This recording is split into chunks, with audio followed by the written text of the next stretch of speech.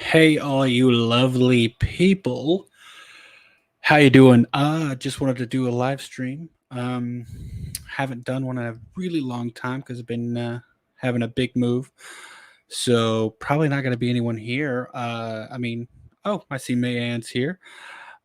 Very spontaneous. I've been doing a lot of work in my office, getting stuff set up so I could actually do a live stream. And it's kind of late here. It's about 11:30, 11:25 East Coast now. So, but I just wanted to jump on, wanted to talk about some stuff. Um, See if anyone was up, wanted to chat. It's a Friday night. I feel like people stay up a little later. But yeah, what's up, man? I do see you in the chat there. Don't know, like I said, hey, oh, Philip, what's going on? Thank you, man. Yeah, the move was a hectic one. It was halfway across the country, a lot of driving, a lot of flying. But now I do have a place where I can set up and actually have dedicated to do some art, to do some YouTube stuff, working on some art here that I'm going to be doing a giveaway on another live stream. It's a pixel painting thing of if you can't tell, it's the Sam poster for Scream 6. So that's Sam, and she's holding the knife, and you see Ghostface in it. But it's actually just made up of a ton of little dots, kind of like pixels. But it's really, really tedious. But yeah, that's. I just got a pen there because I'm working on it as I watch other stuff. Thank you, man. Yeah, it's a lot better than being in the car like I was doing for about a year. So finally got some of my photos up too. I got a couple others I got to hang up, but that's autographed by Matthew Lillard. That's Sydney and Billy. I got to meet them all at Texas Frightmare, not last year, but the year before, which was super fun. They're really cool. But yeah, how y'all doing tonight? This lovely Friday night. Like I said, I am just kind of chilling. I might end up working on this a little bit while we're on the stream, talking about whatever y'all want to talk about. If you got any, that's right, Philip. Stew for life. I got something else around here that's stew that I made for. I assume y'all watch the Lethal Collective. We're kind of all one big family, so if you're here, I assume you know the Lethal Collective, but Fate decided, he's not exactly on the stew train, but I told him I'd make him something once, and I did. I 3D printed it. It's around here somewhere, but I 3D printed I made a custom Funko Pop of Stu that I painted, but it's got a TV for a head. And I know it's around here. Just give me 1 second. I'll grab it.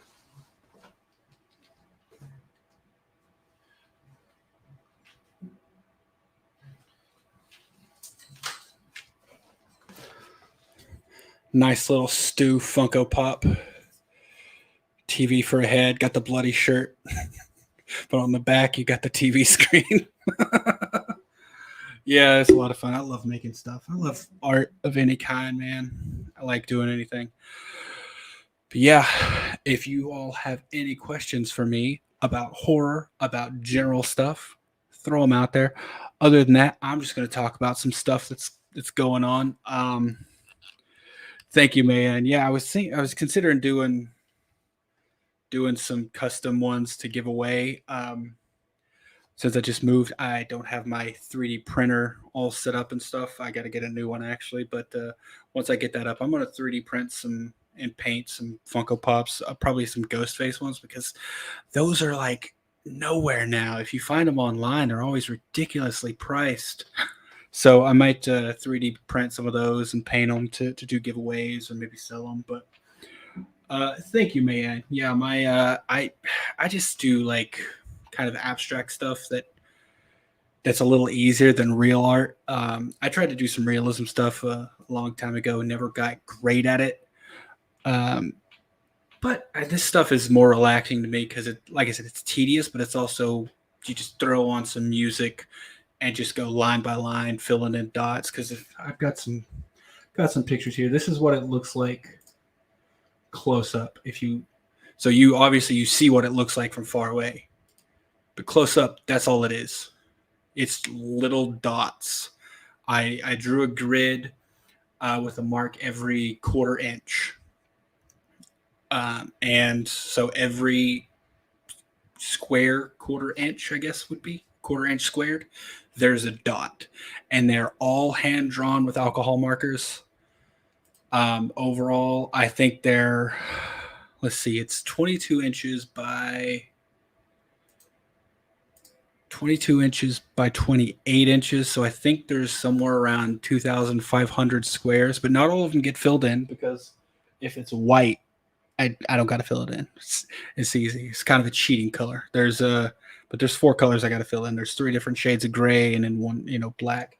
And like all this up here, that's got to be black. I wanted to get started on some of the more detailed work. I do have one that I finished a while ago that same concept but a little different. So this is what it looks like up close. I took a stretched canvas and I got colored beads from one of the craft stores. I don't remember which one it was, but I just got colored beads. I got I think black, green, red, yellow, and orange, and some blue. Right, that's what it looks like up close. But far away, you got a ghost face, which I think is pretty cool. I like simple art like that, but I literally just hot glued rows of beads onto a canvas.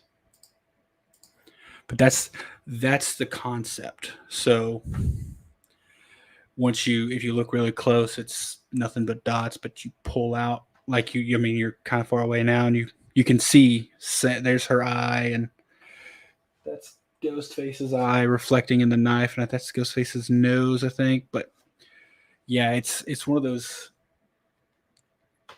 things where you just the closer you look, the weirder it is, but you look from far away and you get the whole picture.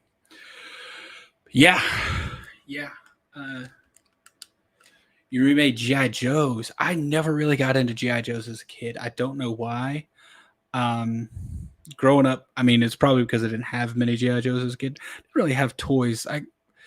When I grew up, I was more of an outside person, and we had things to play with that probably weren't for kids our age. Like we had a big couple of acres that we lived on, and a lot of it was like forested. So we had like I don't want to say it, but like machetes and stuff. We would go out and just like cut down like little trees and dig up stuff, and that's mostly what I did as a kid. I never really had GI Joes or toys like that, but remaking stuff. I just love making things. That's probably what it comes down to, just like tinkering and stuff. So I get it, man. What do you mean you remade them? Like took them apart, put them back together? What's up, Katie? Thank you. I don't know if you mean I'm looking good or the whole setup's looking good, but either way, thank you. I did get a haircut recently, and I got some new contacts, so I'm not wearing a hat or anything. Plus, I guess I got a little better lighting. How's the audio, by the way? This is a new mic setup and stuff. Obviously, I can't hear myself. Will y'all just let me know how the audio sounds to you all? Because I can't really tell. I hope it's better than it was in the car when I was doing streams from there. I felt like it was awful. Thank you, Katie. Thank you, Philip. Cool. That was my hope that I had better audio, because I'd start making a lot more videos, start doing a lot more content. Um, Hoping to get back into it really hard, really heavy once now that I've got a good setup to do so. Because I hit the 1,000 subscriber mark a while ago, so we gotta have a live stream celebration for that, and I'm gonna be doing that with our good friend Steven from Crave of Something Scary, and Marcus from I shot him 6 times, because he also hit the 1,000 subscriber mark. And I think I hit it first, but then he's like rocketed past me because I kind of dropped off about 3 weeks ago from doing anything because I was driving and moving and doing all kinds of stuff. But yeah, so we're gonna be doing a live stream together to celebrate that, and I think Steven and probably some other guests are gonna be on there. Um, so whenever that happens, that'll probably be when I give this thing away, assuming it's done by then. It does take a while to do. Scott, what's going on, man? It's going good here. We're just hanging out, talking, kind of shooting the breeze a little bit. I didn't have anything specific I wanted to talk about. Took them apart, put them back together, other parts, and painted them. That's awesome, Philip. I love doing stuff like that. I love making stuff from scratch too. That's kind of like what really I enjoy, and that's why I got to like 3D printing whenever it became like affordable to do as a person versus buying a $3,000-4,000 printer. Whenever it became affordable, I was like, okay, that's what I want to do, because you can literally think of something in your head, go make it, like design it, and then print it. And that's what I did with the Stu Funko Pop. I found like a design of a base. I designed the TV from scratch. I stitched them together in the design software. Then I 3D printed it and painted it. So it's like something that was in my head that is just in the Stew Train. Stew Train's the same way. If you've been on Steven's channel and you've seen the physical Stew Train that I got Matthew Lillard to sign, that was the same thing. I designed that entire thing from scratch and printed it, put it together, and it was so much fun. That was probably the hardest, most intricate thing I've ever printed, ever made. But yeah. Oh, Scott. Okay, Scott's got a question here. Let's see what we got. What do you think of the idea Ghostface epidemic across America? What everybody supports to Ghostface cult, but the police confiscate masks and costumes, but the cult smuggle more costumes, masks. Okay. Okay. Yeah. So first of all, I love the cult idea. I thought that's what we were getting in 6, and I mean, we kind of did. It was a family. It was a small family, but it was still technically a family. I love the cult idea, and I do think it would get that way. We tend to have overreactions in some way, in terms of like enforcing rules in this country, I think. So I do think it would get that way. If there was a Ghostface cult, they would just start taking them from anyone. But then you would have people who are legitimately just fans of like the movies, who aren't part of any killing spree or anything like that, and theirs would probably get taken too. But then there would be, you could get really political with this, but I'd be down for it. And I think so. I had this idea, and Brett James Bishop, if you know him, we've talked about it before. But this is an idea we had for 7, maybe 8, maybe wherever it goes.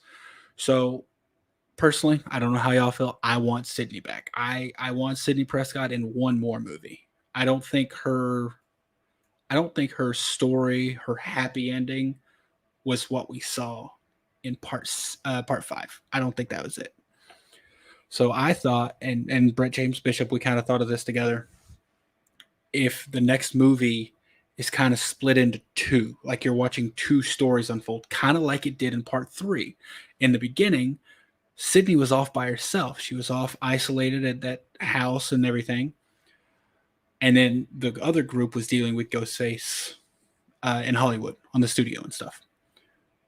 well, what if we did something like that, but instead of one group being dealing with Ghostface, both groups were. So Mark and Sydney are dealing with Ghostface somewhere, while Sam, Tara, Mindy, Chad are dealing with Ghostfaces somewhere else.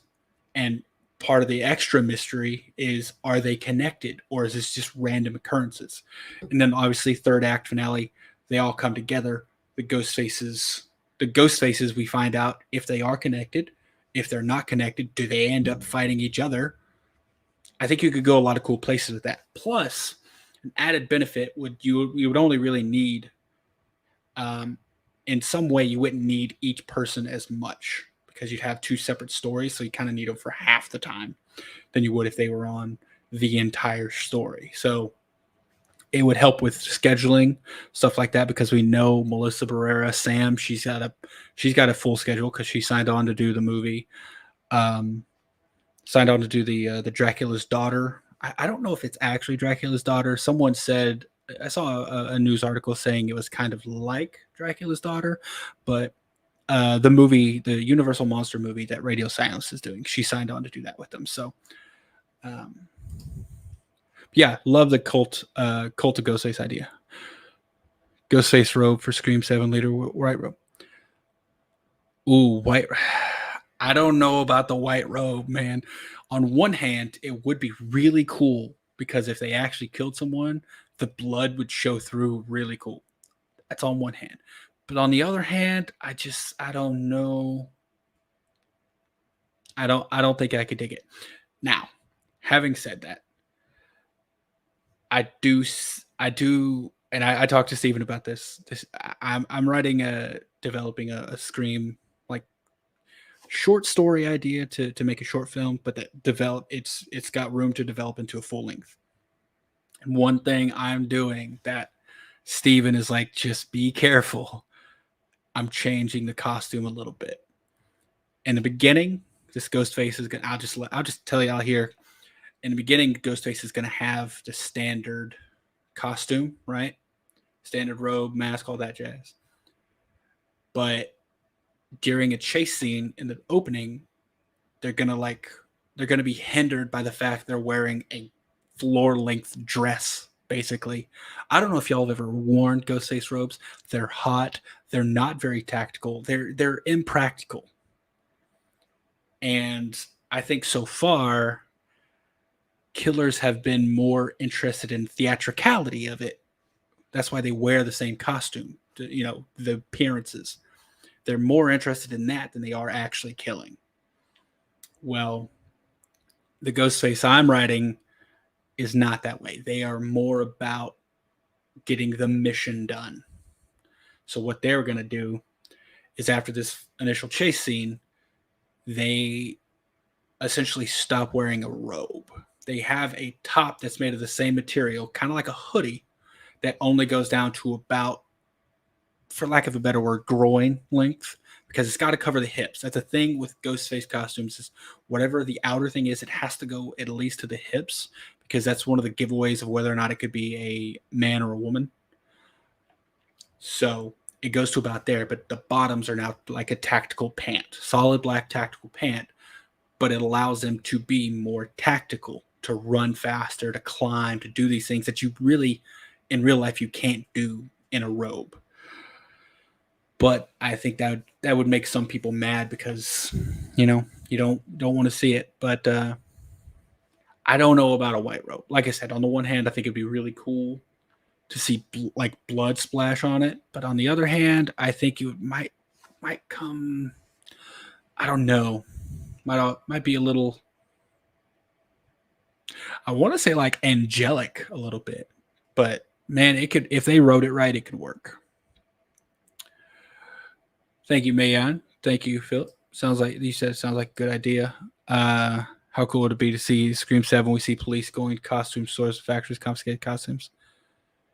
That would be cool. I can imagine them like I can imagine like a cult member, one of the cult of Ghostface members, working at a costume store, seeing police come up, and then just like before they come in, start hiding stuff, like hiding the costume so they can't take all of them. I can imagine that. That would be cool to see that run down. Why don't you think the owners of Stu's house plant the filmmakers film there? Uh, oh, do you mean why didn't they actually go use the house? Go use the real house? Is that what you're talking about, Scott? Because I don't know. I really don't know why they did that, and it was unfortunate because you could really tell. What about a red robe? A red robe would be isn't there I don't play games, so forgive my lack of knowledge here, but isn't there a game where Ghostface is a playable character and they have a red robe? I'm not sure, but a red robe would be cool too. Like I said, I think people would riot a little bit if you go after the costume. So we'd have to be very careful about it, but if they did it right, if they wrote it right and there was purpose behind it, um, I think it could work. Dead by Daylight, that's the one. Um, does Ghostface have a red robe in Dead by Daylight, Philip? I'm not certain. I think Sam's going to be a two-part. Stu will be mentioned a lot more clues leading to human being alive, and he'll make his Titanic return in part 2. Sydney compared to Final Battle in part 2. Yeah, that could work. If they split it into 2 movies, that could definitely work. And that's the thing, people. What you're talking about there, you said Stu will be mentioned a lot more. Anyone who's denying it, the only thing I will say is that there's been so many more mentions of Stu, just mentioning his name in the last 2 movies. Outside of part 1, Stu's name is mentioned one time in 2, 3, and 4. And he's mentioned one time, and that's in part 2, when Randy's talking to Ghostface on the phone. He's talking to Miss Loomis about Billy and Stu. He says Stu's names. He calls him Stu's name, and he calls him something really vulgar, which I'm not going to repeat here. But that's it. Between 2, 3, and 4, his name is mentioned one time, and then in 5 and 6, between 5 and 6, he's mentioned, I think, like 6 or 7 times. It's kind of crazy. So he's already been mentioned a lot in the last 2 movies. I think they're leading up to something, and the fact that they showed Chad surviving all of that, I think it's just they're kind of, in my opinion, little subtle hints that that Stu is still around. Stu could be around. What do you think the idea of Scream 3? I think it was Stu that attacked Sydney at the movie studio scene. Scream 3. On the lot, like on the set in her house. That'd be interesting. That would be interesting if it was Stu. Haven't really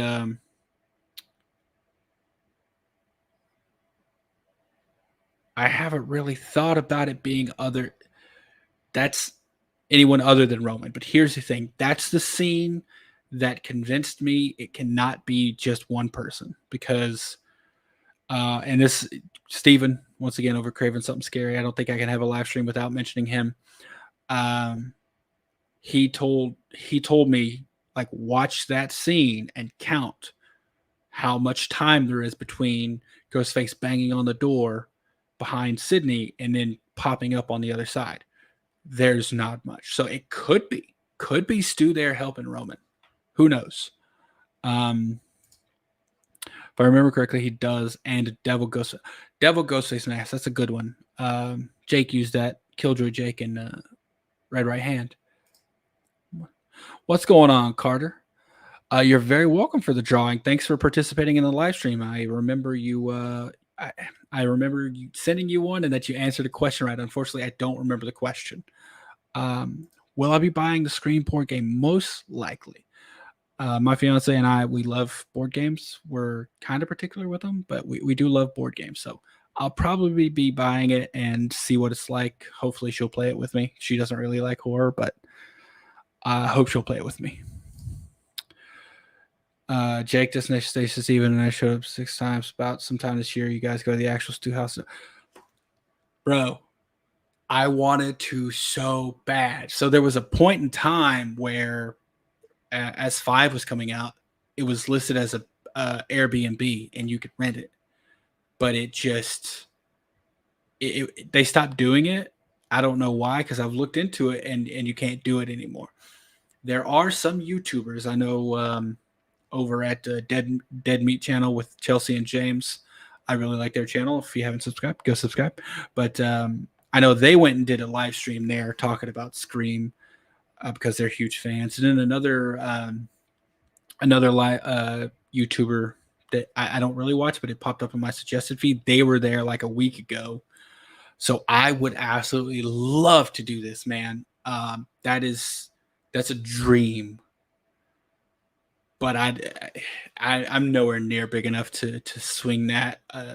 Jake and Nightwatch Zone, they might be. Steven's getting there too. Like if we all kind of petition and all pool our subscribers, we might be big enough to get an invite. But man, excuse me, I would absolutely love to do that. I don't. If I'm ever big enough, believe me, I'll be getting a live stream for there. But a similar idea, I used to live in Colorado. That's where I came from. The Stanley Hotel is there. Now, the Stanley Hotel is the hotel where Stephen King stayed and got the idea to write The Shining, because there's apparently a haunted room there. So I did consider, and it's still a hotel, like it's still active. You can book a room there. It's fairly expensive because it is really nice. But I thought about just getting a room there, doing a live stream watch party of the Shining in the hotel that inspired the movie and the book. So that's something similar. But man, I would love to do this. Found Christine Carpenter in Scream at Stu's house party. I think she's a girl wearing a blue dress. That is Christine Carpenter. Possible. So I'm on a different page than most people when it comes to Christina Carpenter. Because here's the thing, I think she was a throwaway name. Most people think she's going to have a lot more to do with the story at some point, and she could. I don't think she will. I think she was just a person that they made up to link the story back to the original, because that was their job coming in. How do we make a new story that links to the original? And in part 6, the poster, they did it again with the Mackenzies. We had that poster, that kind of cartoonish poster, and it said like Mackenzie family slain somewhere, right? That didn't go anywhere. But the Mackenzies are kind of a throwaway name that we all know of that links it to the first movie. So I think that's what they're doing. Christina Carpenter could be that girl. I don't think she's going to be a big character. I don't think she's going to be involved anymore. I don't like the first 3 movies were all about kind of all because of Sydney's mom, right? Because the first one, obviously Billy and Stu. The second one, still Sydney's mom, because Sydney's mom had the affair with Debbie Salt's husband, which caused Debbie Salt to leave. Third one, obviously all about the mom and Roman. And I don't think they're going to go down that road again. I think we have it. Honestly, like I said, I think it's just a name. I could be wrong, and that could be her. But I don't think she's going to come into the story much more. I'm happy you're here, Carter, man. Like I said, we're just having a cool night, chilling. This is a spontaneous live stream to talk about whatever. If you got any questions, throw them out there. Had a ghost face mask, but my dog ripped it apart. That sucks, man. I know Party City around Halloween time usually sells them. And this year they're going to have the aged one from 6, like the main Billy's. They're going to have that one from what I understand, because Fun World did lease that or license that, and they're selling that copy. So I think Party City this Halloween time is going to have them available. If they don't, man, I'll make you one. It won't be like a rubber one or plastic one like that, but I'll 3D print you one, like a solid one that you can like mount. Because I've done that before. I 3D printed a one and I made it like a chrome. I think it's actually sitting. One second. I think it's sitting right over here.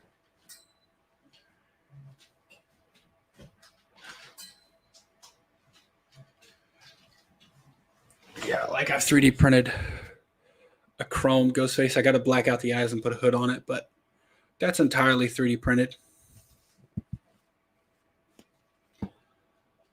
So you should be able to pick. Yeah, you should be able to pick up a new one around Halloween time. They're decently cheap, I think. If not, I'm just gonna get some around Halloween and do them as giveaways. Let's see, you and two of your cousins are gonna clean our knives at the same time. Clean your knives? What are you talking about, man? You talking about like a buck 120, like Ghostface knife? What's going on there? When Ethan attacked Kirby, says, "Yes, I did notice. I pointed that out to someone a while ago. That's like maniacal. Everyone's kind of writing Ethan off. I loved Ethan. He got so unhinged post reveal. He's kind of the opposite of Charlie, in my opinion. Because Charlie was kind of, as Ghostface, brutal. Like Charlie was one of the most brutal Ghostfaces, and no one's gonna to sway me other than that. That Olivia kill is one of the top of the franchise. It is so brutal. Like he literally leaves her organs strung around the room. But then post reveal, he's just kind of a wimp. He's kind of a wuss, right? Ethan acted like that the entire movie. He acted all nice and like mellow and whatever. But then when he was revealed, like there's a look Ethan gets in his eyes when he stabs Tara when she falls off the balcony, and he's like, "Gotcha!" And there is a look in his eye, like he is a predator and it's just caught his prey. And but then he does the same thing before that to Kirby, because he's looking at her. He's like, "Recognize this?" Stabs her right in the same place. Man, I love that. It's like he's so underutilized, in my opinion. Mayanne, right? I think it would be great. I would love to do it. So I don't know if you're talking about Stew House or I assume Stew House, and you're absolutely right. I would love to. I don't know how we go about it, but I'll like I said, if I'm ever big enough, believe me, it'll happen. I'm going to ask you one more time how cool it would be if Ghost Safe across America, please. I think you already asked that. You did already ask that. I think it'd be really cool. Like I said, I thought it'd be cool to have like a cult member working at a costume store, and like they see the police come in and they just start hiding stuff. It would be really cool. Someone calls Sydney, doesn't want to go back, but does, and that's how his trap works. Someone calls Sydney and she doesn't want to go back. See, here's the thing. That's what happened in 5. Sydney didn't want to come back. Dewey specifically told her to stay away, but she came back because Dewey was killed. So I think something like that would have to happen again for her to come back. And remember in 3 what happened. She was secluded because she thought she was safe that way, but then Ghostface found her. And then when she came back, she's like, better to be amongst friends. So if something like that happened, I think she'd come back. Yeah, she'd come back.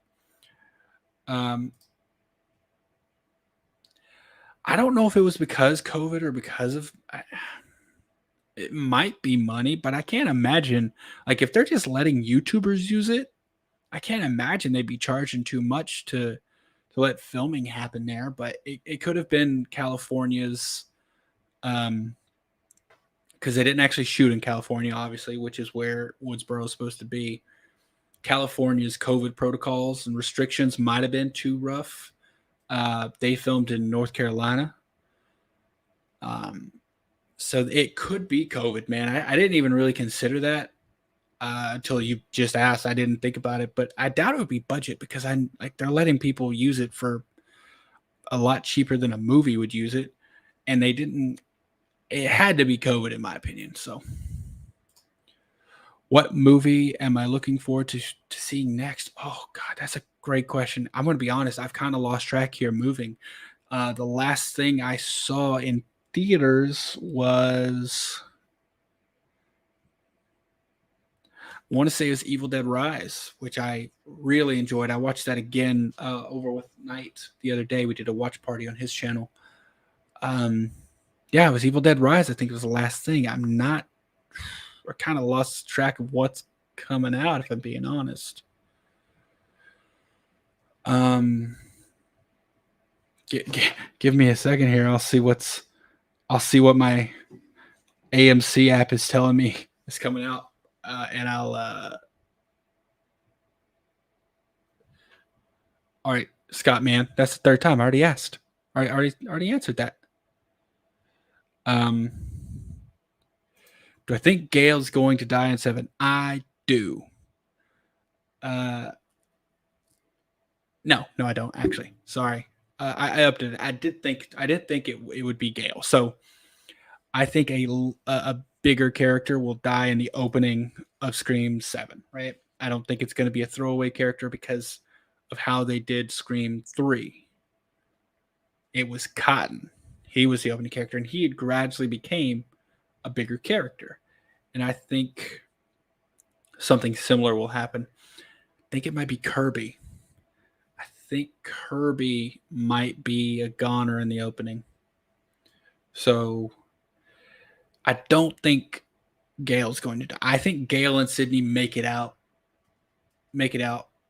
Uh, make it out the other side completely.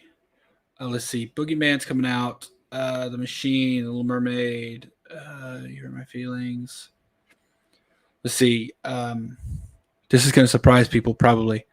I'm really excited for the Barbie movie.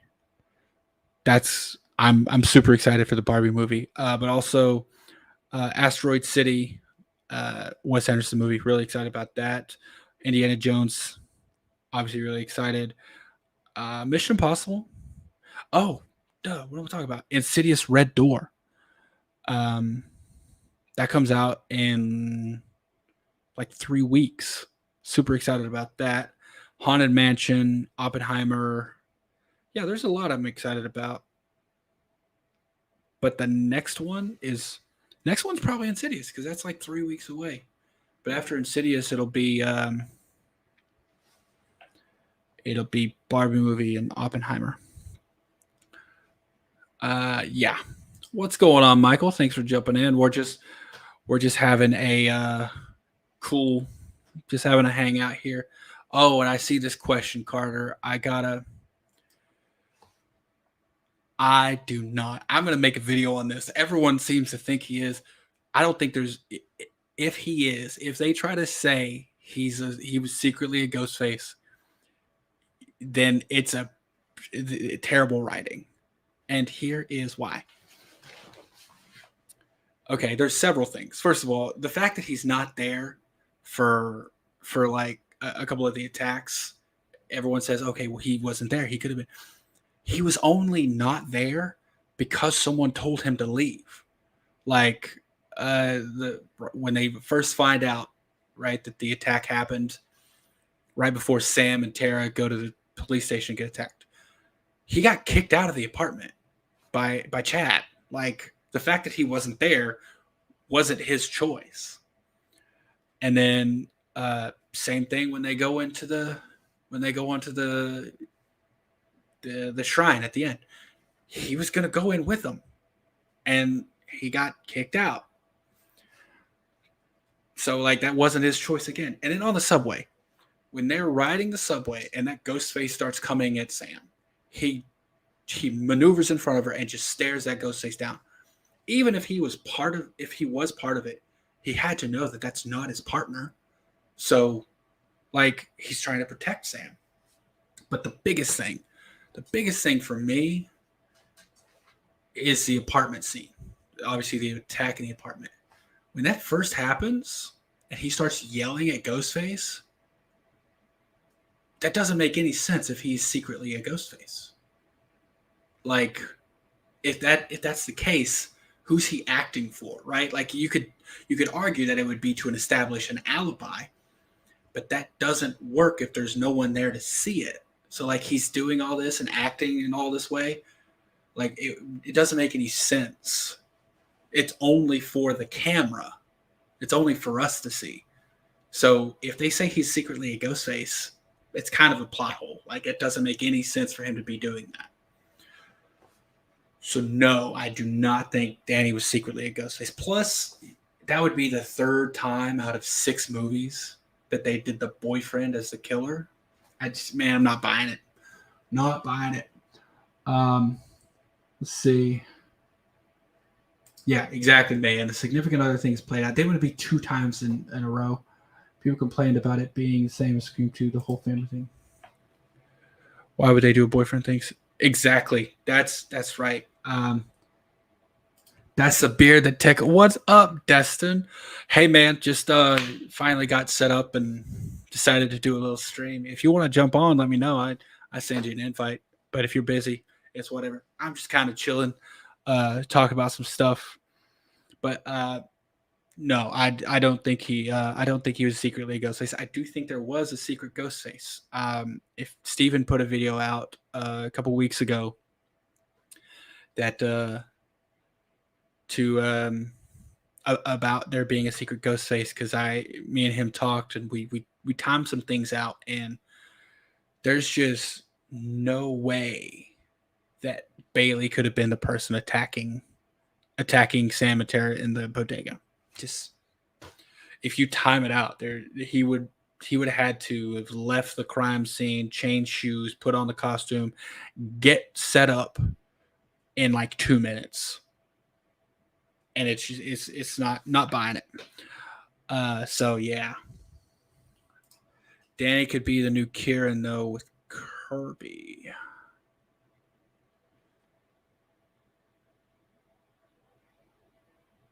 No, I'm not buying Kirby as a ghost face either.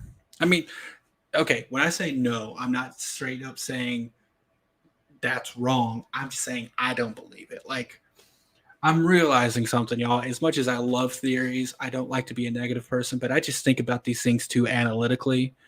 And when I think about it, it's like I see all these people with these outrageous theories that are awesome, but I'm like, no. That's just me. I'm sorry. I don't want to be negative, but I'd like there's not a lot of theories that are crazy like that I believe in. And I'm kind of usually right.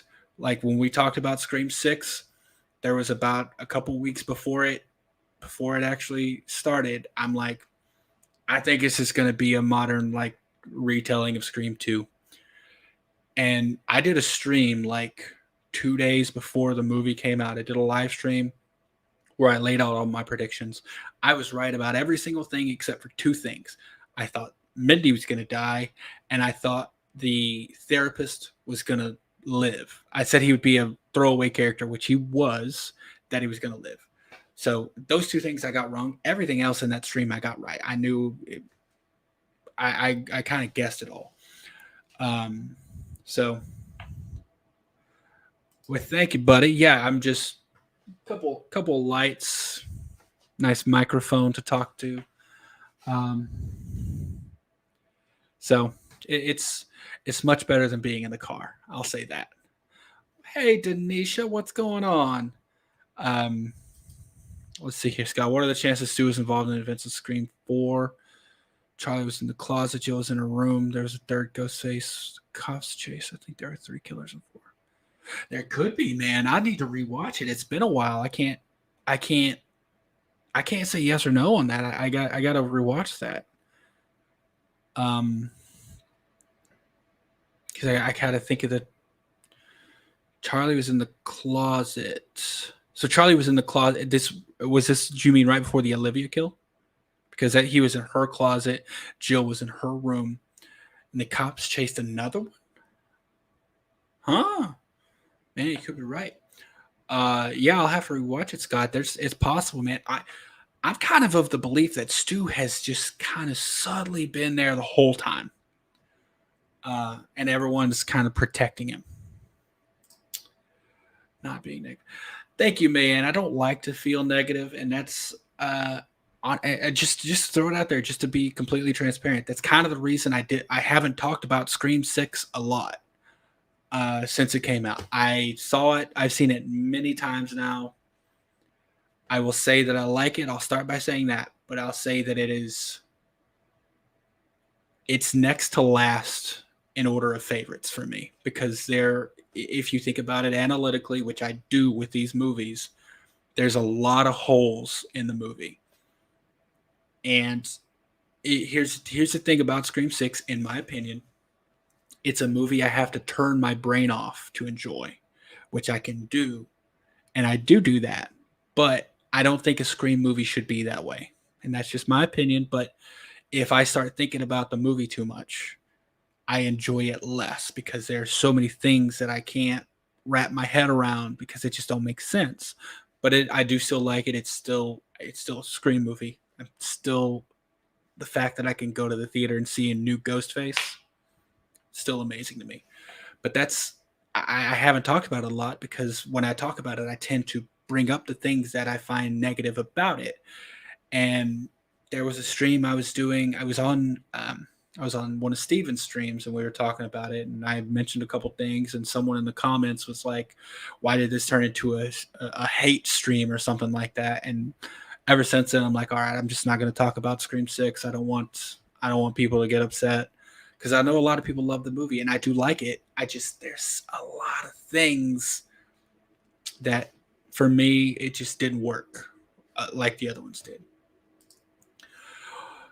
What's up, Denisha? I think I already said hello. What do you think of the idea of using guard dogs? Go say. I don't like that idea, because I don't want dogs to get hurt. Like, if they're a bad guy's dog, then the good guys have to do something against them, and I don't want to see the dogs get hurt. Like, if the good guys had dogs and the dogs were winning, and Halle Berry's character in John Wick 3, I think, her attack dogs, loved that. But if the bad guys have the dogs, then they get hurt, and I don't like that. Gotta love the dogs, but Coleman used to guard dogs at Stu's house and property to guard the place. I don't think they would go back to Stu's house, because it's so. I mean, although they could, it could be like one of those things, hiding in plain sight type of deal. But man, I don't know about the guard dogs. I don't want the dogs to get hurt, even if they are on the side of the bad guy. There's okay. Speaking of dogs, this is a little kind of story about another movie. It's called I think The Green Room. Had I want to say oh gosh, I can't even remember the name. It's a really wild movie. It's about this band that goes to play this bar, but the bar is run by um not going to say the word, but it's NAZIS, modern ones of those. The band doesn't know it at the time, but something goes down where the band's there, they're kind of stuck, and they end up having to fight these people. But they have a guard dog, right? The bad guys do, and it belongs to one of the bad guys. A lot of stuff happens, and at the end of the movie, that bad guy has been killed by a good guy, but the dog just walks up all sad and lays next to its owner, and it's like, oh my god, it breaks your heart, because it's a dog. You gotta love that animal. The animal didn't know that its owner was a terrible human being. Oh, anyways, a new character will be a director, and just like Scream 3, that would be interesting. I don't know if we're gonna go back to Hollywood, but that would be interesting. If it's radio silence, I think it's a big possibility, because I mean, Radio Silence even said it themselves that they used a blueprint of Scream 2 or whatever when writing Scream 6. So if they do the same thing with Scream 7, I think it's very possible. Thank you, Denisha. It's still a work in progress, but it is. I've said it before. I'll say it again. It's much better than the car. Um, how do you think Sydney is going to react when she finds out Stu is alive? Can you imagine?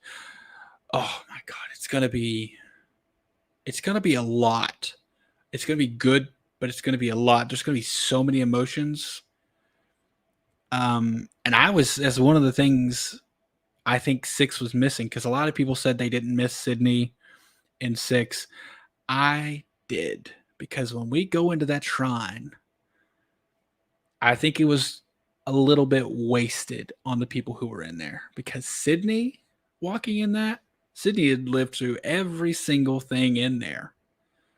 She would have been so her emotions in that would be so high. But when she finds out Stu is alive, it's gonna be. Whew, I think she might take it harder than the people who hate Stu truthers.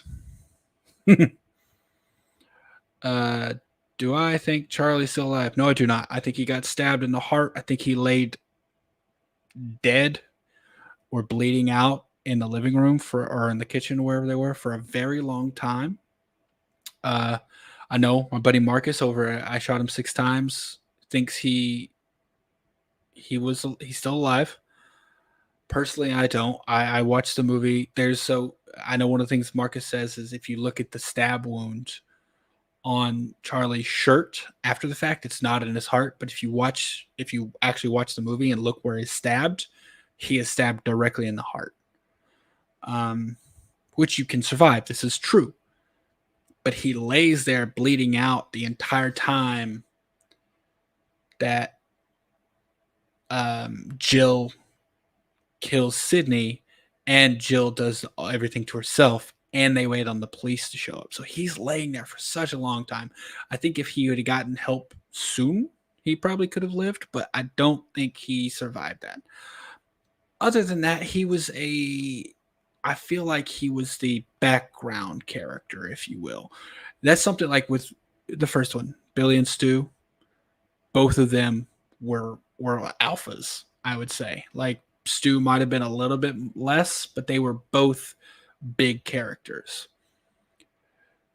Debbie Salt and Mickey, in terms of being Ghostface, they were both big characters. Obviously, Debbie Salt was a little bit in the background, trying to keep her identity a little bit more concealed. When you get to 3, Roman, big character. When you get to 4, Charlie is just kind of he's not really part of, in my opinion, he's not like a big part of it. Like Jill is Sydney's cousin.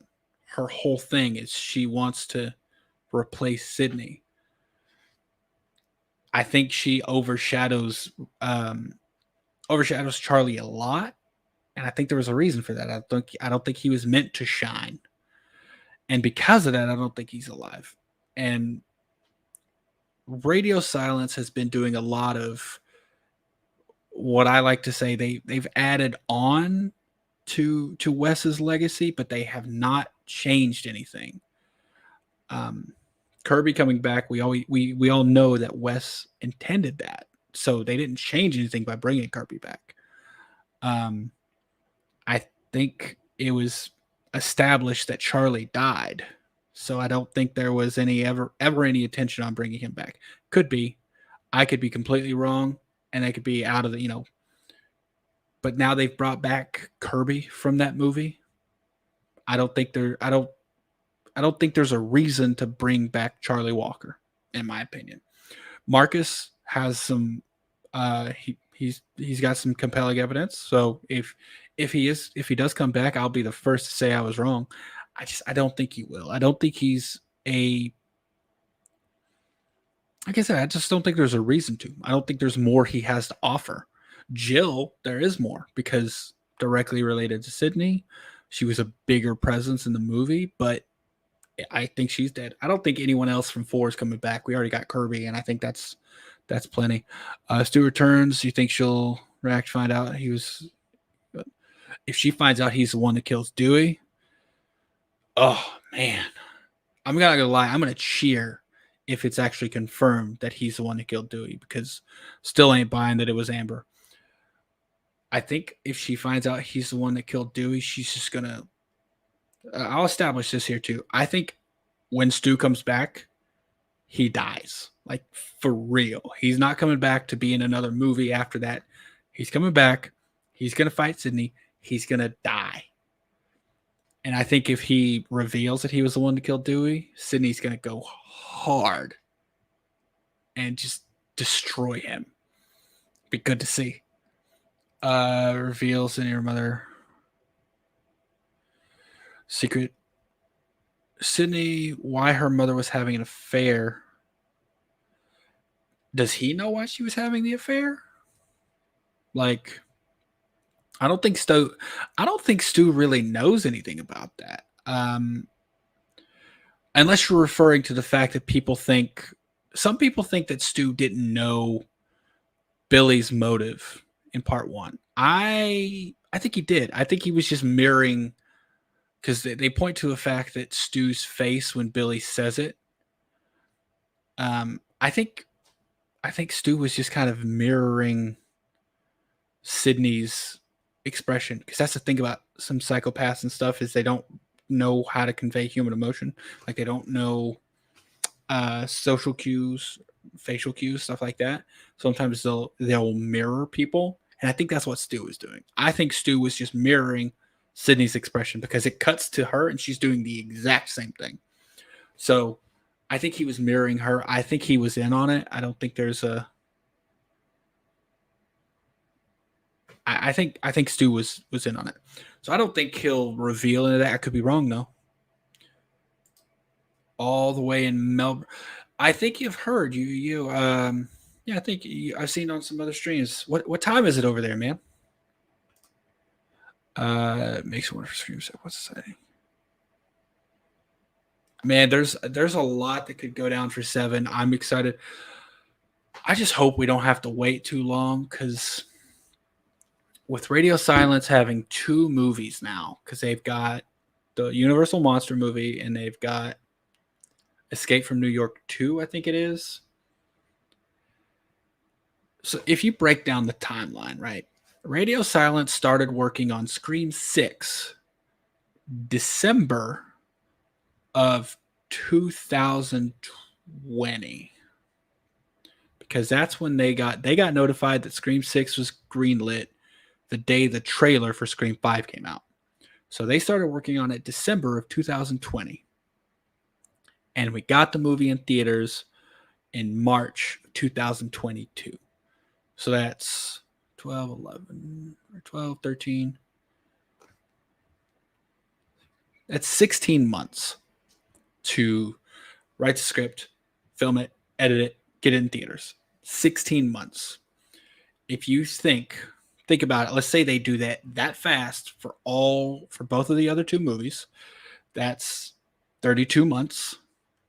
Then they have to do the same thing for Scream 7.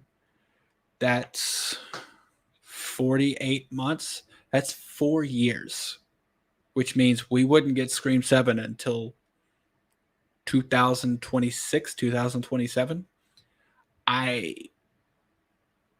If that's the case, I would rather have someone else come in and direct it. I'm going to be honest. A lot of people don't agree, but I don't want to wait on Radio Silence. Good for them for getting big enough to do a Universal Monster movie, because that's awesome. They're definitely, their stock is rising in Hollywood, as it should. But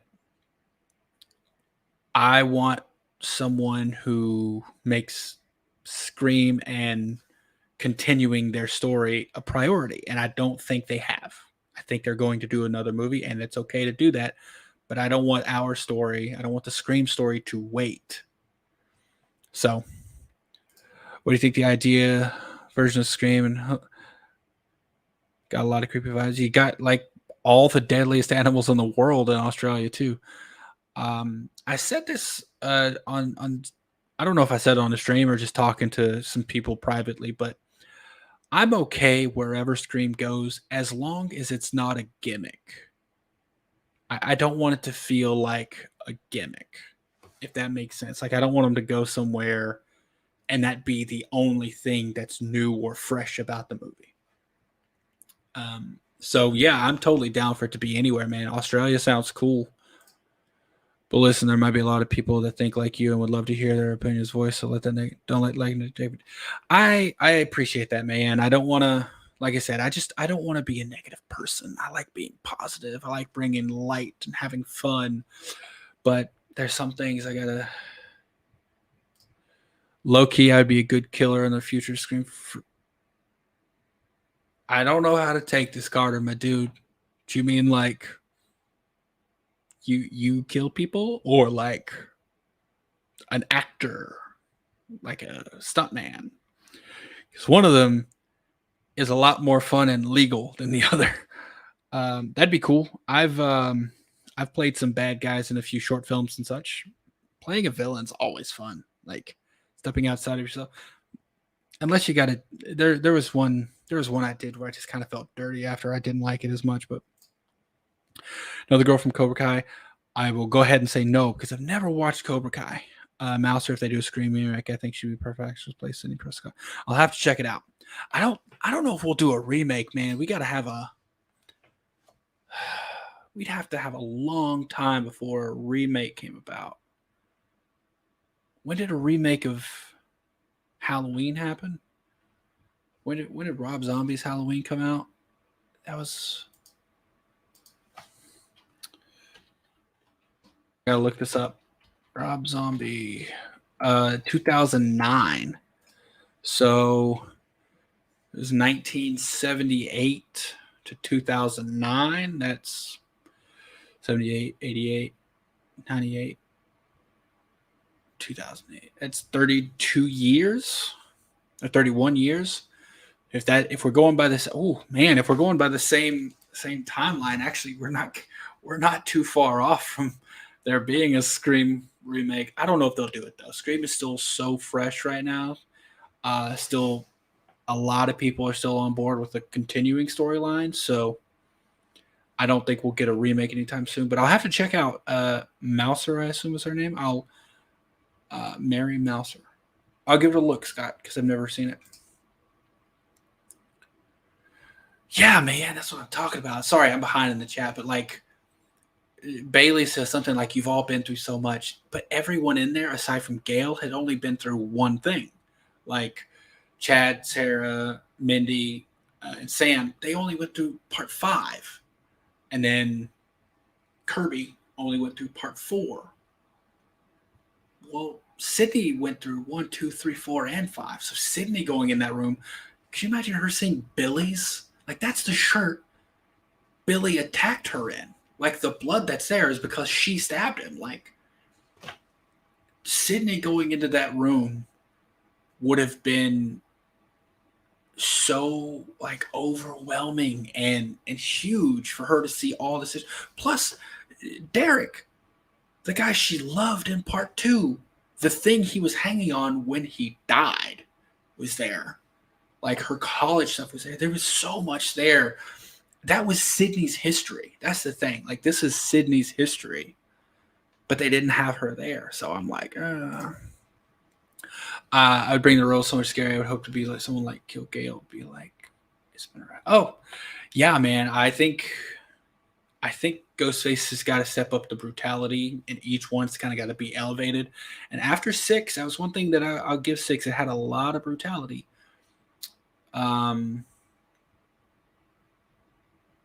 You would have to be a very brutal Ghostface. Let's see. Stu is dead.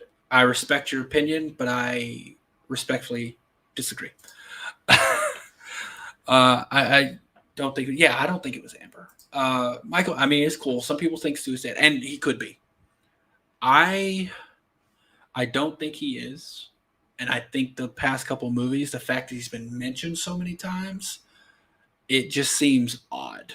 Like, that's the only thing that no one can explain. Like, because in part 5, if a lot of people said, "Oh, well, they're just trying to," because he was mentioned 3 times in part 5. I think there was three mentions of him in part 5. There was only 1 mention of him in 2, 3, and 4 combined. And people said, "Oh, they're just trolling Stu fans." Cool. If that was it, I would agree. But then they did the same thing in part 6. Are they just trolling again, or are they just going to keep reusing the same thing over and over and over? I don't think so. So I'm cool. It's cool if you think so. I gotta disagree. What's up, Jamie? We're just kind of hanging out. I am really behind. I think Billy could come back from me. Shut it. So, I don't think so. I don't think so. 2000, was it 2007? I thought it was 2009. It could be part. Could have been part two that came out in 2009. It was probably, of course. 2:26 in the afternoon. It is 12:30 in the morning here. August 31st. Yeah, that's 4 days after my birthday. I think I saw it opening night for my birthday, and I loved Rob Zombie's Halloween. I'm a weird one, but I absolutely loved it. I loved the brutality of it.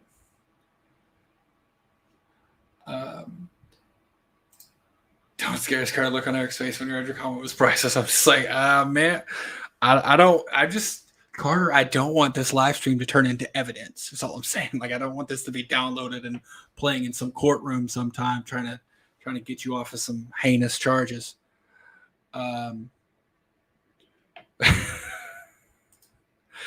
Yeah, it could be, man. Like I said, playing a villain is fun. I don't know. Have you ever done any acting, Carter? I don't know if you're being serious or just joking around, but I studied acting for 4 years, and I've been in a couple of short films, and I'm a big guy, and I guess I have a menacing look to some people, so I usually get cast to play villains.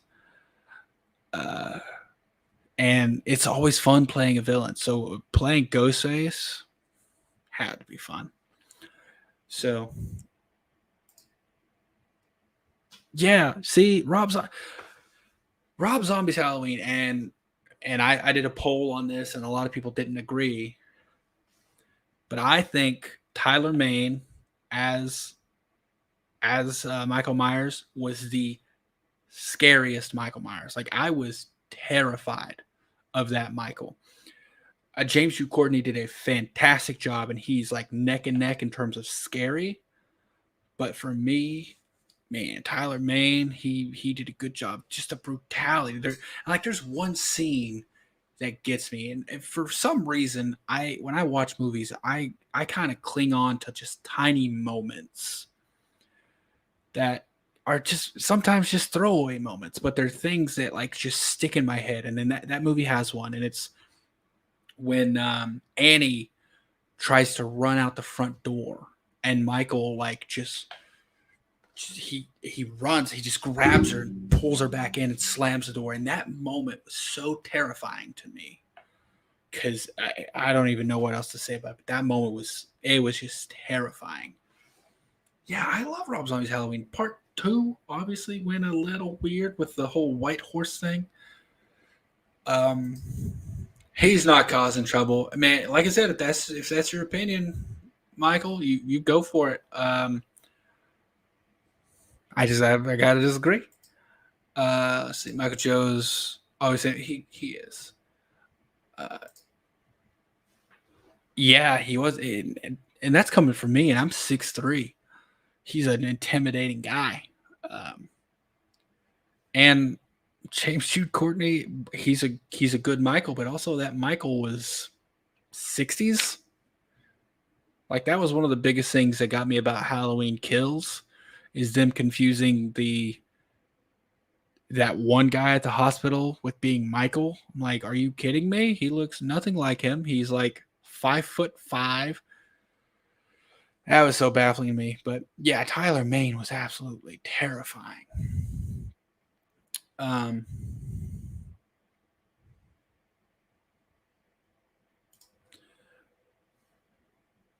Jamie, I believe he was Marcus's channel was about timeout. I'm not sure what you mean. If you're talking about Michael, he's fine. I mean, he just said that he doesn't think Stu's alive, which is cool. If he thinks Stu's dead, he thinks Stu's dead. White Horse references Twin Peaks, represents death and trauma, and they do go over it a lot in the movie. They do talk about that and what it represents. It was just and here's the thing: you can say it's an interesting, and people who bash it talk about it being a weird place for a Michael Myers movie to go. But let's not forget the Cult of Thorn. If you can accept the Cult of Thorn, you can accept the White Horse. They do a remake. I think it should be a female version of American. They did do a remake of American Werewolf in London, but it was called American Werewolf in Paris. It's kind of the exact same movie, just more American, kind of updated. They're both good. I think American Werewolf in London is a lot scarier, but I like both of them. What's up, Nanette? Thanks for jumping in. We're just having I don't know how much longer I'm going to go. We're just having a kind of a chat. Just I'm finally able to live stream, so I decided let's do a live stream. Very, very spontaneous. You said you agree, Mayan. Agree with what? Oh, always saying the funniest things. Yeah, I agree. Jamie, I don't like the Thorn trilogy.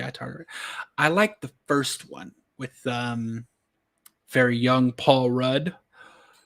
After that, it gets kind of crazy. Or was that the second one? I think that might be the second one, right?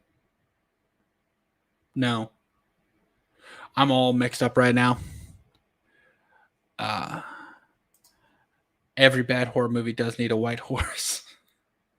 Is that a thing? Is that a trope? I'm not sure. It could be a trope, man. Paul Rudd is in the third one. Okay. That's the final one. That's Curse of Michael Myers. Because there's Return. Man, I'm blanking right now. There's Return, Revenge, maybe, and Curse, right? Man, I feel dumb. This is not something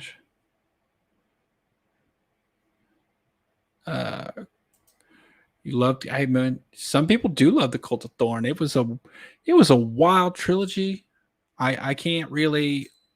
If here's the thing, Michael, you might be joking, you might be trolling. It's whatever. I don't mind. But legitimately, there are some people that enjoy that type of thing, and if you do, good on you. I'm not one of those people, but there are people who legitimately love them, and I do think most Halloween movies are good. I think the Thorn movies are some of my least favorite. Let's see here. What do you got?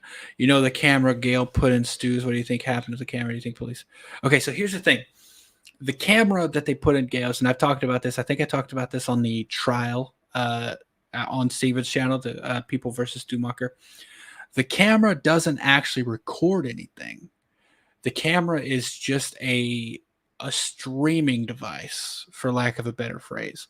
That's why there was the delay. It was wirelessly streaming the stuff to the van, which then got recorded. And Gail moved the van.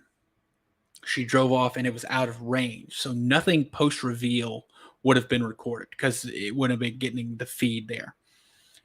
So I'm guessing Gail probably didn't say anything about that camera and kept the footage because she was cutthroat like that. She wouldn't have given anything up. She would have kept that for herself. Do I like the Terrifier movies? I liked everything Art the Clown has been in. However, I kind of decreasing in enjoyment of them. I thought Terrifier 2 was too much. I thought it was more, it lacked on story and was more kind of like, hey, I can do all these gruesome special effects. Cool, let's just throw them in there and tie it together with a loose storyline. It was more about the effects than it was about the story. And I thought they did too much of the gore stuff, which is weird to say because it's horror, but it was just, I don't know, like the bedroom scene with whatever her name was. It was so far over the top. Excuse me, I had a hard time with it, but I do enjoy them. I guess I'm looking forward to 3 if there's more story. Need to watch Cobra Kai. I've been meaning to check it out. There's several shows I'm working on, and isn't there like 4 or 5 seasons of Cobra Kai already? I know I know it's popular. It's a lot more popular than I thought it would be. I remember when it first came out, I'm like, okay, it'll probably have a little audience. No, it's gotten super popular. So, uh, like all of the Nanette likes all the Halloween movies except for the new trilogy from. You don't like any of the new trilogy? Okay, to each their own. I like 18 the best. I like 18, and then I like ends, and then I like in my order of preference 18 ends kills. I didn't care for kills that much because it was kind of just a, for lack of a better word, a fluff piece. They just had to fill time between 18 and ends. Um, as a child of the 80s and as someone who saw it in theater in real time, we didn't come out of Halloween 4 happy.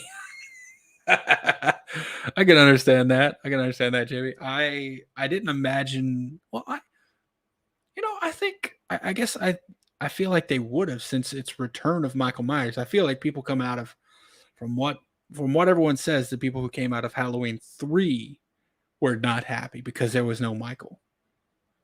Uh, Michael, you're saying you're not truly. I assume you mean you're not trolling, and that's cool, man. If you like the Thorn trilogy, you like it. Good on you. Um, 4 is Returns, 5 is Revenge. Okay, yeah, Returns, Revenge, Curse. Perfect. I did have it right. I'm not just completely crazy. Halloween 6, Michael Myers can beat Jason and Freddy. Halloween 6, Michael Myers would be Curse. Maybe. I don't know.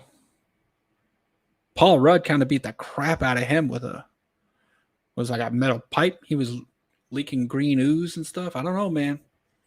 Freddy can do some stuff. Jason, I don't personally, and this is just me. Um, I'm gonna go with Jason to take any of them out. Even so, hold on. And I got a Jason tattoo there. It's kind of hard to see, but I got my little Jason tattoo as well. Like Jason, in my opinion, Jason's gonna take almost everyone out. Let's see. Love to see sequel or continuation to Halloween 4 with Jamie Lee. A lot of people say that she was such a good character in 4 and 5, and then I know for 6 they had to do some weird stuff with like aging because she was an adult by that point. But a direct sequel to 4, I think a lot of fans would be very happy about that, especially if they brought back the same actress, which I feel terrible for forgetting her name right now. It's just family, but someone from her past comes to haunt her as Michael Myers, her uncle. That'd be cool, man. But they would have to retcon a bunch of storyline because at that point, because Jamie Lloyd is Laurie's daughter, and Michael was only her uncle because Michael was Laurie's sister. So they'd have to retcon a lot. I did think there was a way that they could have brought Jamie Lloyd back for Halloween Ends because it was revealed that obviously in 2018 that Laurie had previous failed marriages. So my thought was like, what if one of them was to someone whose last name was Lloyd and she had a kid with them, and it was Jamie Lloyd, she comes back at the end, like see Jamie Lloyd and Karen fighting against Michael. I think it would be good. I told one of my best friends that I would be Gail because she said I would be Cutthroat. I mean, sometimes that's the way you got to be to get something done, and that's what Gail said all the way up until the 3rd movie. She was saying like you gotta like do that to your friends to get the story. Seen the movie Slayers? I don't believe I have, Nanette. Uh, yeah, like I said, they'd have to retcon current story, but I mean, there is no current story now because they finished it up. They could just go back, spawn off another timeline, which at this point, Halloween has so many. It'd be cool to have. I think it'd be cool now to just start making like a chart of different timelines. Just so I know Brandon over at I Like Scary, he theorized about a 3rd Rob Zombie Halloween, which I'm here for it at this point, man.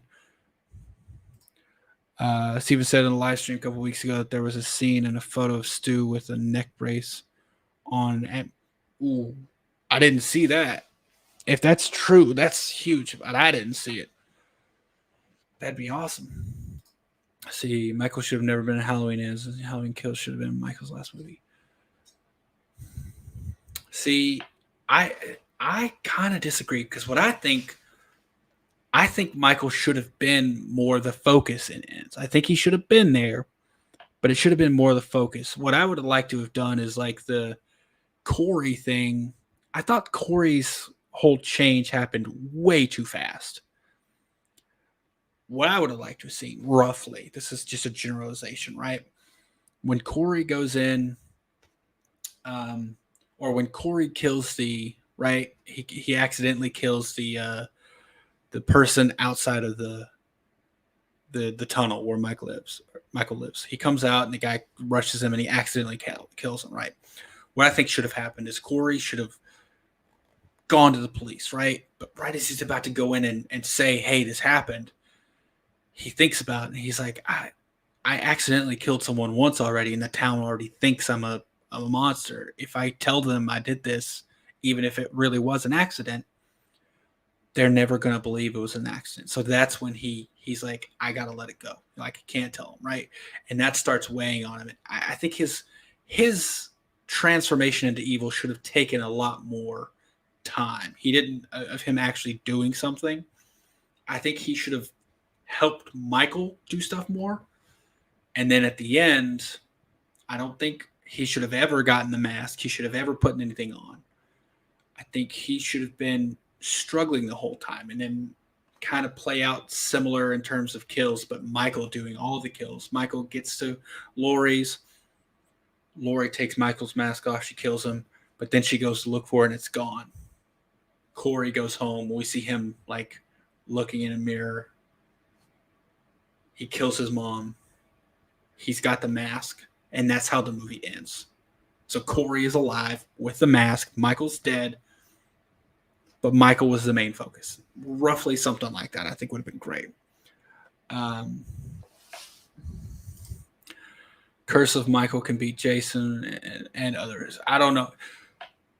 If you take Jason from the remake, 2009 Jason Voorhees, there's not the closest someone would come to actually defeating him would be Rob Zombie's Michael. Because Jason from the remake was a survivalist. He set traps. He stalked people. He was an archer. Like he hit a moving target, like a guy driving a boat going speeding across a lake from like 100 yards or something. It was crazy. Like, no one is beating Jason from the remake. If you think they can, cool. I gotta disagree because that Jason was a beast. People are mad about Halloween 3. I was, and that's the thing. If I think they, let me read the rest of the comment here. I wasn't until I noticed in the trailer they showed Halloween on TV in the background of this movie universe. I knew Michael wasn't going to be there. That's okay. See that, and that's from what I understand. Obviously, a lot of people didn't know that. There was someone talking about Halloween 3, and they said having the name Halloween was a blessing and a curse because the only reason it got made, only reason it got financing is because it was a Halloween movie. But because it was a Halloween movie, people expected Michael, so they were displeased with it. Obviously, ever since, now there's a resurgence. People love it as a cult classic. But it was kind of a blessing and a curse. And if you went into it knowing Michael wasn't going to be there, then I imagine you enjoyed it a lot more. We're doing more live streams. I will be doing more live streams, man. More lives, more videos, all of that. Like I said, going to be doing some more other stuff like I was where I get on and draw. I got to finish out this thing so I can give it away. More drawing, just chats like this, movie reviews. Once I actually get to a point where I can have like members and stuff, I'm going to be doing like exclusive movie reviews as well as like current ones. Watch parties. I think I've done like 2 watch parties the entire time I've had a channel, so I might schedule something like that. So yeah, actually played Jamie Malone. Danielle Harris, that's her name, and she was also in Rob Zombie's Halloween. Both of them. Awesome. Thank you, Nanette. It was it's a cheap tattoo in Denver. They have on, and it might be other places too. I got mine in Denver, but they have oh my gosh, Friday the third on every Friday the 13th, they have $13 tattoos. $13. They're actually 20. It's $13 tattoo with a $7 tip, and there's just a book of like flash that you can pick from, and they're all really small. And one of them is it's a little Jason mask. And let's see if I can get closer and zoom out. It's nothing crazy. I got it there because my watch can cover it. But yeah, I got that, and I got a unicorn jumping over my belly button, which I'm not going to show that one right now.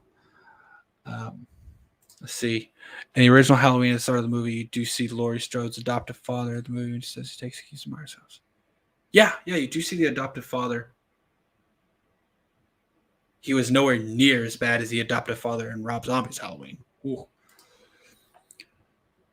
So here's the thing, Denisha. I am ready for it. I did watch it, the teaser that came out.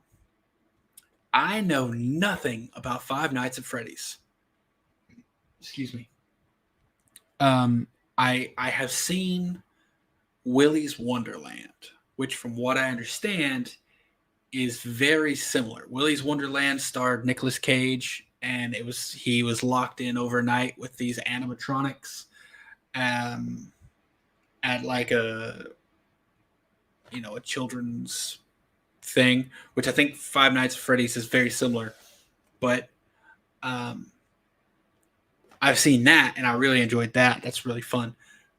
And I did enjoy the teaser for Five Nights at Freddy's, but I don't know anything else about it. So I'm looking forward to it. It's going to be one of the rare times when I go into a movie not knowing anything about the story.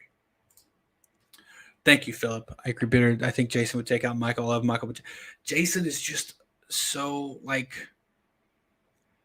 Jason is Michael, but with an outdoor expertise. And I'm talking specifically remake 2009 Jason. When he was running, oh my gosh, it's crazy. Should be more Goosebumps. You know what? I love the Goosebumps movies. I really like the one with Jack Black, the first one, where he played R.L. Stine. I love those. It was kind of like children's scary, if you know what I mean. Like, it was scary if you're a kid, but it was just fun. They should make a franchise from each Goosebumps one at a time. The only problem with those is they would have to be a lot of extra writing to go into them because they're so short. It'd be hard. Like if they took like all the Slappy books, because there's so many of those. If they took all of those and made them into one movie, like one Slappy movie, that'd be cool. But most of them are too short to make into a full length. But maybe they could do like an anthology movie, kind of like they have like the ABCs of Death, the VHS series where they did like it's a Goosebumps anthology, but in each movie there's like 3 or 4 books. That'd be really cool. I would love that, Scott. That'd be awesome. Michael, you said you disagree with Philip. Cool. And that means you disagree with me too about Michael. It's a fresh new take on vampires, and it's on Hulu. Slayers. Okay, I'll have to check it out. Nanette, I have Hulu. I just, like I said, I've been with moving and getting everything situated, and for a couple weeks before the move, I haven't really been doing anything new. So I'll definitely check it out.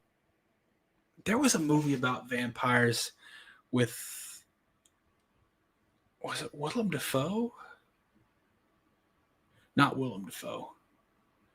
Oh, Ethan Hawke. It was with Ethan Hawke. I want like Daybreakers or something like that. It was like a post-apocalyptic kind of thing. It's set in the future where vampires were the predominant species. Like humans weren't the top of the food chain anymore. The vampires were, and they took over, and like they adapted all technology and everything for them, and like they made fake blood because humans are almost extinct, so getting actual human blood, it's really weird, but it was a cool new take on it because it was something where like they weren't necessarily just evil creatures. They were just, that's the way they were made, and it's what it was. So I forget the name. Get the name of it. One second, I have to look it up now. But it's also a cool new take on vampires, and I'd highly recommend it. I want to watch it now. I'm not going to spoil anything about it. Might be something where we maybe a watch party. That'd be cool. Do y'all have a favorite vampire movie? Oh man, I'm way behind in the chat. I'm so sorry, y'all. I didn't realize there was that many people here. One second, I gotta look this up. Ethan Hawke.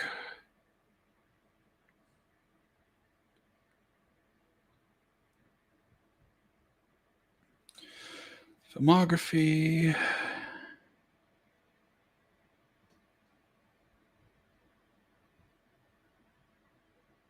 Black Phone. Obviously, he did Black Phone. That was such a great movie. Where is it?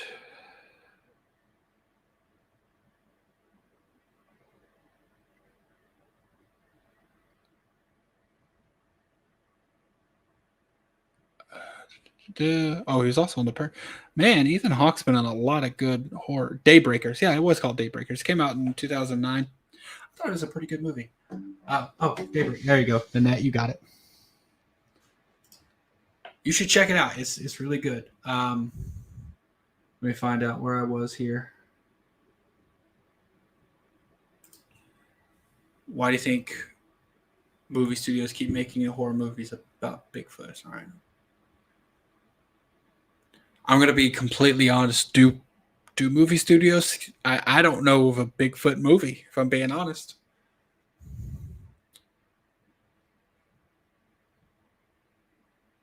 Yeah, I don't know of a Bigfoot movie. You don't want to see Corey. That's the thing. I didn't think Corey was supposed to be the new Michael. I mean, it felt a little like that, but I don't think he would have been. I think he was just like the next iteration of evil. That's right, Jamie. Jason would take out. Curse Michael would not get touched by Curse Michael. I'm telling you, man. Rewatch the movie. Curse Michael got the crap beat out of him by Paul Rudd, and this was before he was Ant-Man, so he had nothing. Jason's movies are so much. They really are. I love Jason movies.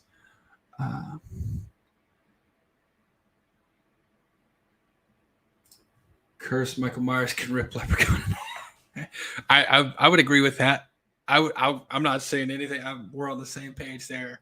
Leppy Boy wasn't there, unless it's Leprechaun, the huge Leprechaun from Leprechaun in Space, in which case he would just stomp on Michael. I mean, what do you think? I don't want to kill Ronald McDonald, my man. You gonna make me scared to go get a double cheeseburger? I don't want that.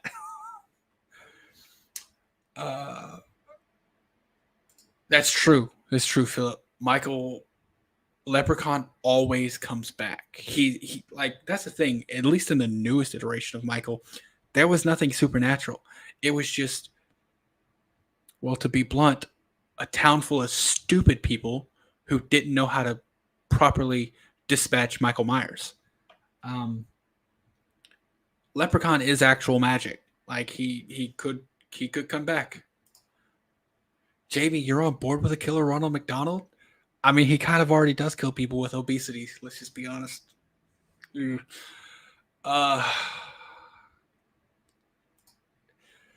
too, Nanette? You'd be down to see a killer Ronald McDonald movie? Just drown someone in a vat of Big Mac sauce. Sharpen a pickle, stab them with it.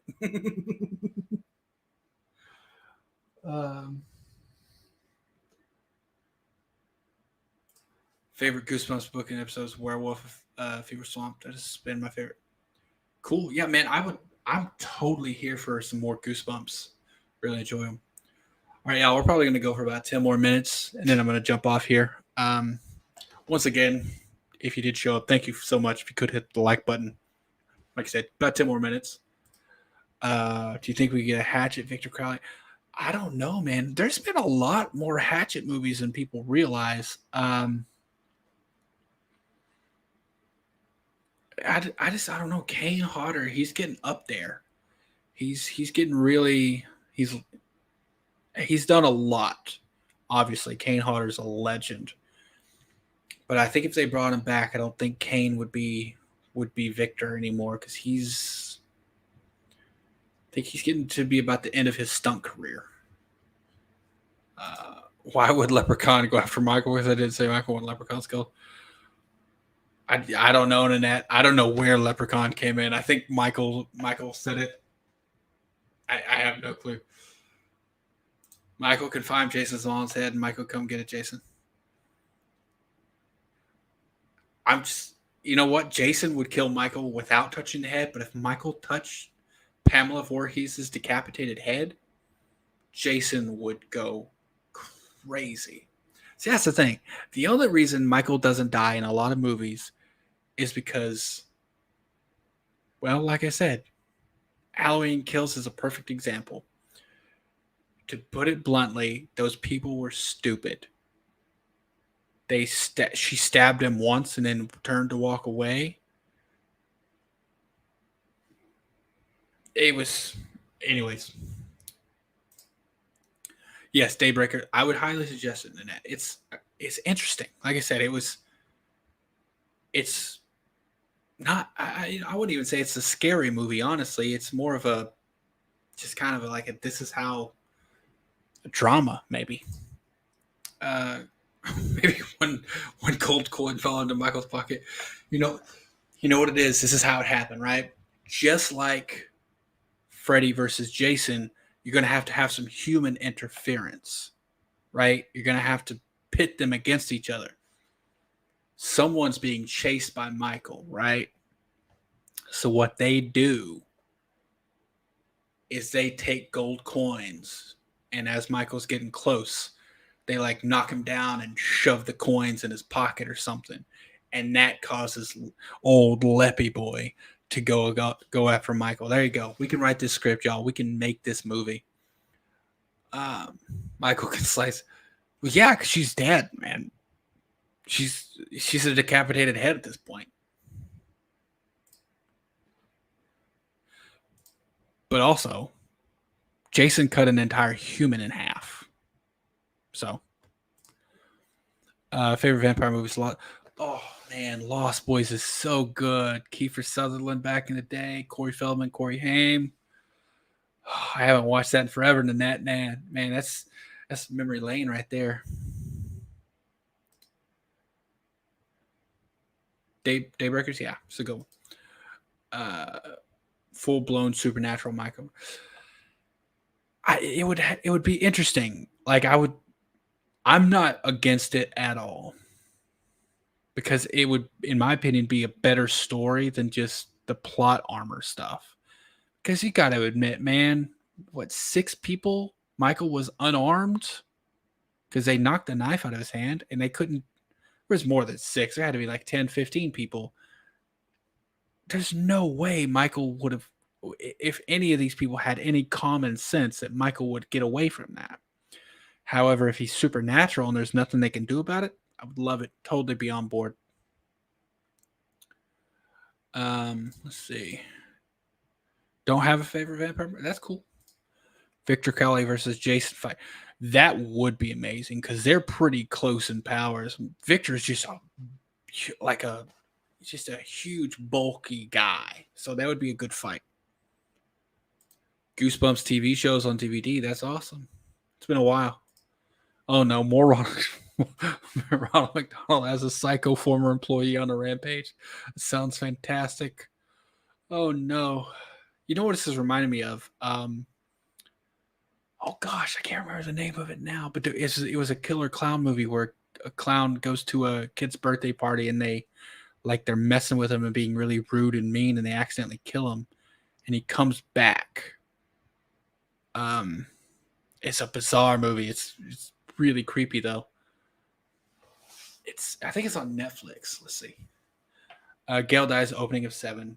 Sydney, Sam, Tara, Chad, and Mark or Kirby go to her funeral. Sydney trains to her left, and she tells Sam to look over. Still watching, and he. Man, I'm really wanting to read the rest of this comment. They look and see it's Stu, but he disappears. A little Michael Myers action when Laurie sees him standing and he's all of a sudden gone. That would be cool, dude. That would be crazy if you imagine get just a little glimpse of Stu Macher. About to head to bed. That's cool, man. Like I said, I've got about 5 more minutes in me. Thank you so much for stopping by. I hope you have a lovely night. Everyone's saying goodbye here. And like I said, I'm about to go as well. Bet on who can beat Michael reminds me of the whole my dad can beat your dad. That was the one that happened all the time, wasn't it, Jamie? As always, fun. Listen, I'd totally be down to see any of them. Any of them fight, other than Ghostface. As much as I love the Scream franchise, Ghostface is just a person. So did not like the Bunny Man movies. Bunny Man movies? Legend of Bunny Man? I don't think I've seen those. Legend of Bunny Man Bridge. Scott, I got no idea what you're talking about, man. But I'm writing it down because I'm gonna have to check it out because it sounds bizarre, and I love bizarre. Bunny Man.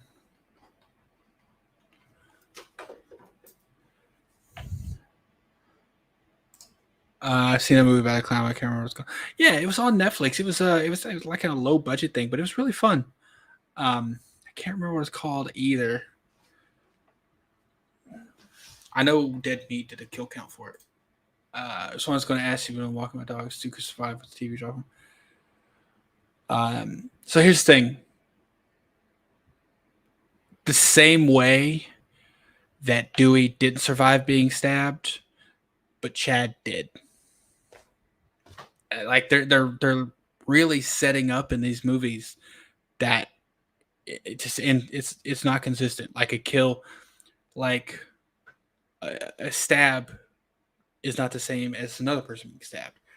And the directors or writers said that the TV falling on Ethan was only there so that Kirby could say that joke.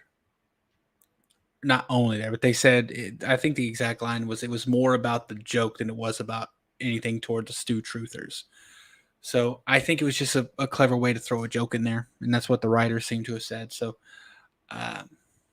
plus the whole thing with the TV was just weird. If you watch it again, I don't know how it like hit him on the head because he's running, and he's tall, and that thing was on it. So she literally had to push it up, like the TV would have had to go up to hit him in the head, and then somehow knock him the other way. It doesn't make any sense the way the TV thing happened in part 6. So, Michael Myers. Of course, I think they all will, man, because Ghostface is just a human. Michael Myers is just a person. Spider-Man might think. For the most part, yeah, there's definitely been some movies that say otherwise, but for the most part, I think he is just a human with just John Wick level determination. Another timeline, Michael's. Yeah, in the Thorn trilogy, he was supernatural.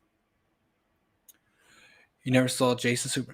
Well, Jason is. Let's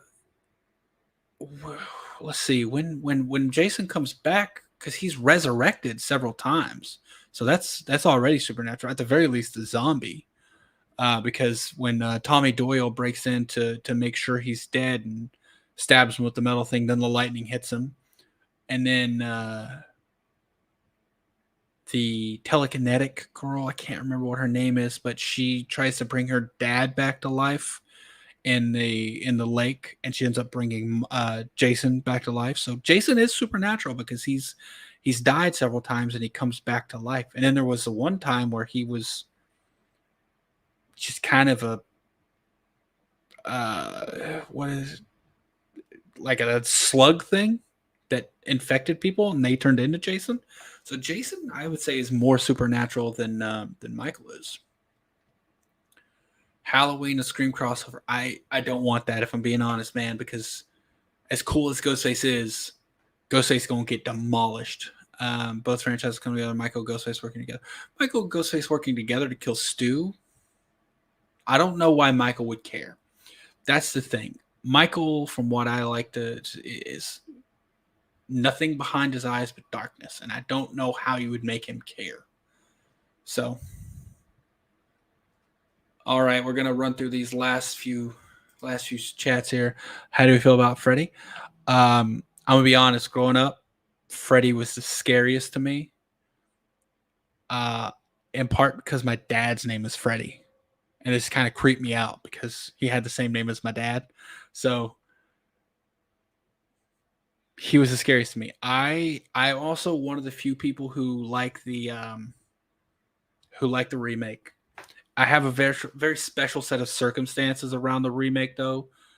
I was on deployment in the Navy at that time, and I had pulled into port. I hadn't got to watch any new movies. Hadn't been to a theater in months, and we pulled into a port overseas, and there's a whole process to get off the ship and stuff like that. And I got off the ship, and this was Dubai. And they had something called the Platinum Theater, and you go, and I'm like, I don't care what's playing. I got to go see a movie.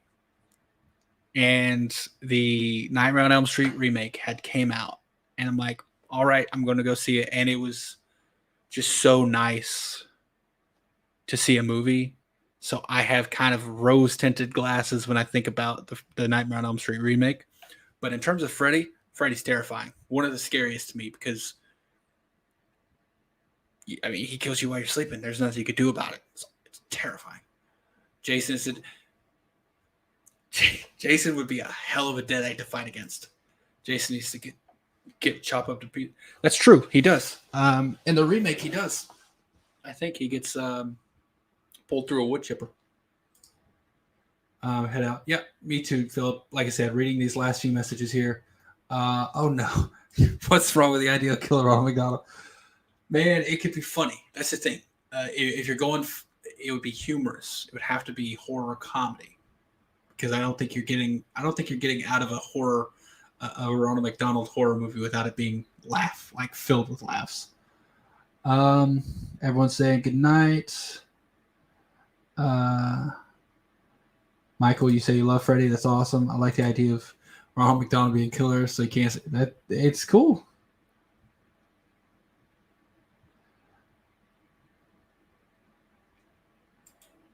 Oh yeah.